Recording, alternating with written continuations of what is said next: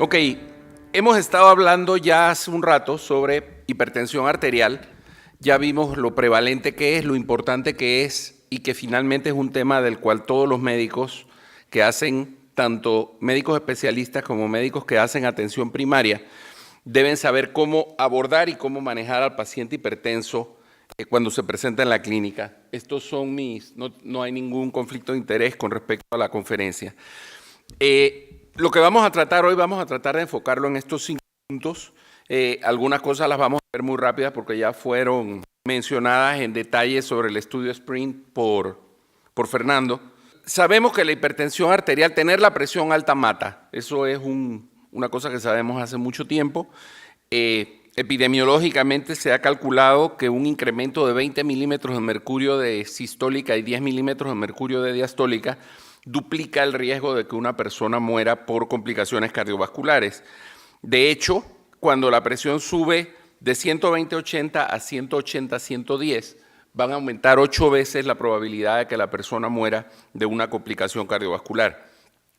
Asimismo, la prevalencia de la hipertensión arterial, estos son números de Europa, estamos hablando que más o menos 81 millones de personas pueden ser hipertensos en Europa, pero lo importante aquí es que el 78% de esos pacientes tienen el diagnóstico hecho, el 68% están tratados, el 38% no está controlado y únicamente el 9% tiene una hipertensión resistente. Entonces hay un porcentaje muy significativo de pacientes que son hipertensos y que posiblemente estén tratados, pero no están adecuadamente controlados. Lo cual a veces, si lo venimos a analizar, es realmente nuestra culpa, porque nosotros somos los responsables de hacer que los pacientes estén mejor controlados. En el año 2012 hubo una reunión de expertos de hipertensión para tratar de determinar, entre otras cosas, cuál era el nivel óptimo de presión arterial, cuál era la cifra ideal de presión arterial. Estuvieron todo un día conversando, más de 8 horas, discutiendo estudios, discutiendo opiniones, etcétera. Llegaron a la conclusión de que nadie tiene la menor idea de cuál es la presión arterial ideal. Esto fue lo que ellos publicaron en ese momento, no tienen idea. Calculan que pudiera ser algo así como 132/78, lo cual va en contra de lo que dice el Sprint, pero bueno, ya ahora hablamos del Sprint. Y 132/78 no significa nada porque no tenemos una manera clínica de hacer que los pacientes tengan 132/78. Entonces tenemos que seguir trabajando con márgenes. Lo que sí fue la conclusión que ellos sacaron fue que la única manera de reducir los eventos cardiovasculares y las complicaciones cardiovasculares asociadas a la hipertensión es que los médicos primarios manejen adecuadamente la hipertensión. La solución no es que el internista, el nefrólogo, el endocrinólogo y el cardiólogo manejen de la forma correcta la hipertensión, porque los pacientes que llegan a ellos es un porcentaje muy pequeño, y los que llegan muchas veces ya tienen daño a órgano blanco, ya tienen otro tipo de complicaciones y su control es mucho más difícil. De ahí la importancia de convencer al médico primario de que el tema de la hipertensión arterial es serio, es un gran problema de salud pública y que tiene que ser manejado de la forma correcta. En cuanto a las guías vigentes en este momento para el manejo del paciente hipertenso, vamos a ver solamente 2 aspectos generales de las guías. Esta es una gráfica de lo que fue la mortalidad por eventos vasculares cerebrales de 1972 a 1994, de 1994 en adelante se ha mantenido más o menos estable, pero lo que pasó en 1972 que produjo una reducción tan marcada de eventos vasculares cerebrales y de enfermedad coronaria, que la gráfica se parece mucho, es sencillamente que se comenzaron a publicar las guías del JNC. Fue el JNC1 que le enseñó a los médicos de atención primaria, o que guió a los médicos de hipertensión primaria sobre cómo evaluar, cómo diagnosticar, cómo manejar y cómo seguir al paciente hipertenso. Y este fue el impacto que se obtuvo, una reducción de casi el 70% de los eventos cardiovasculares que ocurrían al momento en que comenzó a publicarse estas guías. Y esto demuestra para lo útiles que son. No debemos olvidar cuando hablamos de guías que no están escritas en piedra. Hay cosas escritas en piedra que no mucha gente les hace caso, como esas que están ahí en la foto, pero Lo que buscan es orientar para el diagnóstico y el manejo de la hipertensión. No son una cosa que tiene que ser seguida obligatoriamente, es una orientación. Tercero, están diseñadas para medicina primaria, no para el manejo del paciente muy complicado. Se usan para establecer normas de salud pública y en algunos países puede también servir como guía para establecer responsabilidades médicas cuando las cosas no se hacen de la forma correcta, y tienen implicaciones económicas muy importantes. Si la implicación económica tiene mucho que ver en lo que se publica, y probablemente en la parte de discusión podamos hablar un poquito de eso en relación con el estudio SPRINT y con algunos otros estudios que se han publicado anteriormente.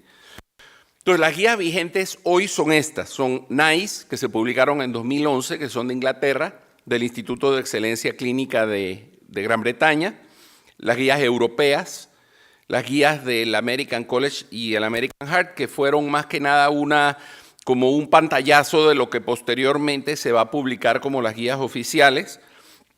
Las guías que publicaron o la publicación que hicieron los investigadores del JNS8 en el año 2013 y las guías de la Sociedad Internacional de Hipertensión y la Sociedad Americana de Hipertensión que se publicaron en enero del 2014. ¿Qué dicen todas esas guías? NICE, no vamos a entrar en gran detalle. NICE, lo más importante tal vez sea que ellos hacen una clara división. Pacientes mayores de 55 años o de raza negra deben iniciar su manejo con calcio antagonistas. El resto de los pacientes menores de 55 años y que no sean de raza negra, deben iniciar con bloqueadores del sistema renina-angiotensina. Si no llegan a la meta, se asocian. Si no llegan a la meta, se agrega un diurético tiacídico. Si no llegan a la meta, se refiere. O se agregan medicamentos de los que se consideran de tercera línea. Eso dice NICE. Las guías europeas, las que ya mencionó Fernando, hacen su enfoque tradicional. Ellos ya han hecho varias publicaciones de las guías europeas donde toman en cuenta el riesgo global del paciente. En base a los niveles de presión del paciente y al número de factores de riesgo que tenga el paciente en un momento dado, se va a comenzar a tratar al paciente hipertenso con cambios en el estilo de vida y agregando medicamentos para tratar de llegar a las metas de tratamiento que ellos establecen como 140-90, menos de 140-90. El algoritmo de ellos, que no hablan de agentes particularmente, el algoritmo de ellos se refiere según el riesgo y el nivel de presión arterial, comenzar con 1 o con 2 agentes e ir incrementando la dosis, bien de un solo agente hasta la dosis máxima para después agregar un segundo agente, o cuando no se llegó a la meta con un primer agente, agregar un segundo y después subir las dosis. Ellos aceptan cualquiera de las dos estrategias como válidas y asimismo hasta llegar a las dosis topes y, de ser necesario, referir al paciente al especialista. Estas son el cuadro de combinaciones que ellos hacen en las líneas verdes, las combinaciones que ellos favorecen, y en esta línea roja, la única que ellos dicen que no se debe usar, que es la combinación de inhibidores de ECA con ARA2, con bloqueadores de receptores de angiotensina. Esa es la única que no se recomienda en los pacientes, a pesar de que, como hablamos de los pacientes complicados, en ocasiones los nefrólogos usan este tipo de combinaciones, pero en pacientes muy, muy bien seleccionados con daño renal. Después viene el JNS8, que más o menos le hace al concepto de guías lo que ven en la fotografía. O sea, el JNS8 revolucionó todo, cambió todo. Ahí hay toda una historia de la cual podemos hablar después si quieren. Ahí hay todo un medio chisme de que se estaba trabajando y decidieron que ellos ya no iban a publicar, y entonces dijeron, bueno, pues lo publicamos de todas maneras, y hubo toda esta discusión alrededor. Pero lo que ellos dicen es, que es tal vez la gran diferencia, es que ellos hacen una diferenciación en la meta de presión arterial en pacientes mayores de 60 años. Ellos dicen que los mayores de 60 años deben tener la presión menor de 150-90 y que los menores de 60 años deben tener menos de 140-90 y que los pacientes que tienen enfermedad renal, cardiorrenal o tienen diabetes deben tener menos de 140-90. Eso es lo que ellos recomiendan en los investigadores del JNS8. Otra cosa un poco diferente es que ellos dicen que los pacientes de raza negra deben tener como primera opción calcio antagonistas o diuréticos tiacídicos. Los pacientes que no sean de raza negra pueden iniciar con tiacídicos, con IECAS, con ARA2 o con calcio antagonistas. Esa es la recomendación. Y los pacientes de alto riesgo simplemente se baja la meta a 140/90 y todo lo demás queda igual. Ellos establecen las 3 estrategias de tratamiento que son similares a las europeas, donde dicen que si con una droga no llega, o sea, son válidas las 3, si con una droga no llega a la meta, se sube la dosis al máximo, si no llega a la meta, se agrega una segunda droga y entonces se sube al máximo. La otra es, comienzo con una droga, si no llego a la meta, agrego una segunda droga y después voy a subir las 2 hasta la dosis máxima. Y la tercera es que puedo iniciar con 2 drogas directamente, principalmente pacientes que tienen la presión un poco más alta, y si no llego a la meta, entonces subo la dosis al máximo. Y voy a llegar hasta tener la dosis máxima de 3 drogas, un bloqueador del sistema renina-angiotensina, un calcio antagonista y un diurético. Y en ese momento ellos hablan de referir al paciente. La guía del American Heart y American College, que como les digo fue únicamente un pantallazo que se dio en el Congreso cuando se publicaron todas sus guías, hablaban de 140/90 como meta, pero no se metieron en gran detalle porque ellos fueron asignados por el Instituto Nacional de Salud de los Estados Unidos para hacer lo que iba a hacer el JNS8. Entonces ellos están trabajando en el diseño de esas guías para tratar de llegar a tener una conclusión y poder hacer recomendaciones específicas.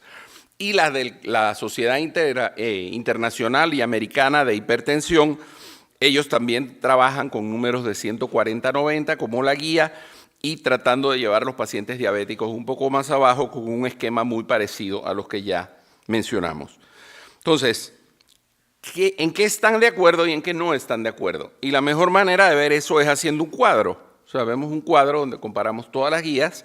El JNS8 o los señores estos del JNS8 dentro de su disgusto están en otro color porque tienen una serie de cosas diferentes y realmente las diferencias principales son que todos están de acuerdo en que hay que tener la presión por debajo de 140/90, esa es la meta, menos el JNS8 que en mayores de 60 años recomienda 150/90.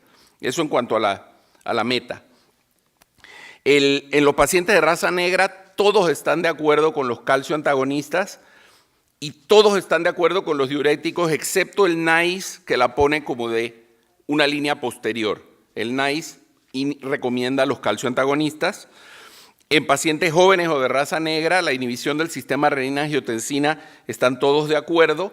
El American Heart pone como primera opción las tiacidas, pudiendo agregar lo otro, y ahí hay un tema económico de por medio. El JNS8 dice que cualquiera de los 4 grupos, y la Sociedad Internacional de Hipertensión habla también del bloqueo del sistema renina-angiotensina. Las metas, ya las dijimos, 140/90 es donde se hace el diagnóstico y la meta del tratamiento. Y en los diabéticos y nefrópatas, todo el mundo está de acuerdo que hay que tratar de bajar la presión lo más posible. JNS8 habla de 140/90, los otros mencionan del beneficio de tratar de llevar al paciente a 130/80, que fue lo que tradicionalmente se manejó en los pacientes hipertensos. Entonces, hay 2 estudios que vale la pena mencionar aquí dentro de todo este análisis que fueron publicados posterior a las guías, pero aportan a la discusión de las guías. El sprint, voy a ir muy rápido porque ya Fernando hizo una descripción muy específica y mi conclusión del sprint es exactamente la misma conclusión que tiene Fernando. El sprint tiene demasiados cabos sueltos como para que eso sea lo que va a dirigir el manejo del paciente hipertenso en el futuro. El grupo de tratamiento intensivo obtuvo presiones más bajas con una media de 121, ni siquiera llegaron al 120, o sea, ligeramente por arriba del 120 contra 136 en quienes tenían que tener menos de 140, y esta gente encuentra una gran el milagro de la gran disminución en eventos cardiovasculares fuertes en el punto final primario asociado a esta estrategia de menos de 120/80, o realmente menos de 120 de sistólica, que era el objetivo del estudio. Dos puntos que a mí me llaman la atención. El primero es que desde que sabemos algo de hipertensión, sabemos que el gran beneficio del manejo de la hipertensión es reducir eventos vasculares cerebrales. Y en un estudio con una conclusión tan categórica como el SPRINT, resulta que no hay diferencia en el número de eventos vasculares cerebrales. Y eso es como que eso es cojear demasiado, o sea, eso es algo que está muy difícil tratar de encontrarle una explicación, eso por un lado. Y por el otro, lo que ya se mencionó, que únicamente un porcentaje mínimo de los hipertensos en Estados Unidos caen dentro del SPRINT. Entonces, pretender que el SPRINT cambie nuestra forma de ver la hipertensión, cuando únicamente va a representar un porcentaje pequeñito del total de pacientes hipertensos, no tiene mucho sentido. El otro estudio es el estudio HOPE 3. Voy a hablar de él ahora y voy a mencionarlo mañana también cuando hablemos de riesgo cardiovascular. El estudio HOPE es muy interesante. Es un estudio donde son pacientes sin enfermedad coronaria, son pacientes de los que nos llegan todos los días a la clínica, sin enfermedad coronaria conocida y con un factor de riesgo que podía ser fumar, HDL menos de 50, glucosa normal, disfunción renal leve o historia familiar de enfermedad cardiovascular. Estos son prácticamente cualquier paciente de los que nos llegan a la clínica. Hacen un modelo factorial donde por un lado les dan candesartán y diurético versus placebo a la mitad de los pacientes, pero ya ese mismo grupo también lo dividen por la mitad y le dan a la mitad 10 miligramos de rosuvastatina versus placebo.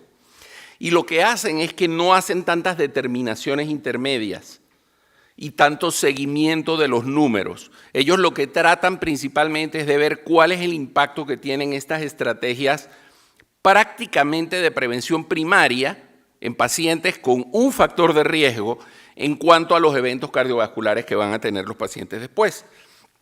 Obviamente los pacientes que reciben candesartán con hidroclorotiazida logran presiones arteriales más bajas que los pacientes que reciben el placebo, pero lo interesante es que no hay diferencia en los eventos cardiovasculares de estos grupos. Y estamos hablando de un estudio que tiene la módica suma de 12,000 pacientes y no hay una diferencia bajándoles la presión a ese grupo de pacientes con esta combinación versus placebo. Sin embargo, cuando hacemos una subdivisión, lo que encontramos es que los pacientes que verdaderamente obtienen el beneficio, son estos pacientes. Los pacientes que tenían la presión sistólica por arriba de 143 al momento que entran al estudio. Conclusión, otro de estos descubrimientos del agua azucarada o del hilo negro, hemos descubierto que cuando se trata al paciente hipertenso con antihipertensivos, es bueno. O sea, si un cantante ganó un premio Nobel de literatura, quién sabe si nosotros nos ganemos uno de medicina por esto, o uno de la paz por esto, quién sabe. Entonces, ¿cuáles son las conclusiones que debemos sacar nosotros? ¿En qué se parecen las guías de hipertensión? Uno, que hay que tratar de... ¿En qué están de acuerdo todos? Hay que llegar a la meta, hay que tener la presión en menos de 140/90, en eso están de acuerdo todos. Mayores de 60 años, si les gustan las guías de los ofendidos del JNS8, menos de 150/90, pero en realidad 140/90. Pacientes de raza negra, iniciar con calcio antagonista o diurético tiacídico. Diabéticos y nefrópatas, bloquearles el sistema renina, angiotensina, aldosterona. Todos aceptan las mismas estrategias de dosificación, incrementando dosis y agregando nuevos agentes hasta llegar a dosis tope. Uso temprano de combinaciones también es aceptado. No se deben combinar IECAS con ARA2. Los beta bloqueadores, si se fijan, no los hemos mencionado porque ahora son medicamentos de tercera línea. Y los nuevos estudios que tienen estos resultados son inconsistentes. Entonces, viene la gran pregunta. ¿cuál es la mejor guía para manejar la hipertensión arterial? Y yo esto lo pongo como hacemos nosotros cuando tenemos que escoger una novia. ¿Ok? Tenemos varios criterios. Podemos escoger una muy inteligente y quién sabe si en unos días muy poderosa también. Podemos escoger una con mucho dinero o podemos escoger a Sofía Vergara. No digan a quién van a escoger. ¿Ok? Cualquiera de las tres. Pero lo que es un hecho es que no podemos escoger a una que tenga lo de las tres. Aparte que sería absolutamente insoportable, ¿no? Pero no podemos escoger a alguien que tenga todas las características. Entonces, ¿cuál es la mejor guía? Todas las guías. Lo importante es definir una guía, la que les guste, aprendérsela completa y aplicarla completa. Porque las guías son una serie de datos analizados y estudiados en conjunto para sacar conclusiones. Entonces, los latinoamericanos somos muy dados a decir, no, yo uso la guía europea con las metas de la americana y con los medicamentos de la inglesa. No. Si vamos a hacer o sea, si es Sofía Vergara, bueno, pues ni modo, no va a ser muy inteligente, tal vez no va a tener tanto dinero, tendrá sus beneficios. ¿Ok? Eso ya es una cosa que cada quien decidirá en base a sus preferencias. Ok, bueno, muchas gracias.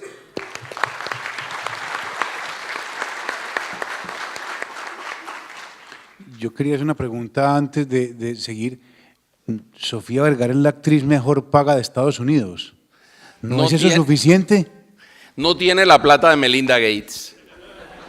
Pero tiene las piernas que le sobran a Gates. Sí, lo que pasa es que basado en tus tres principios,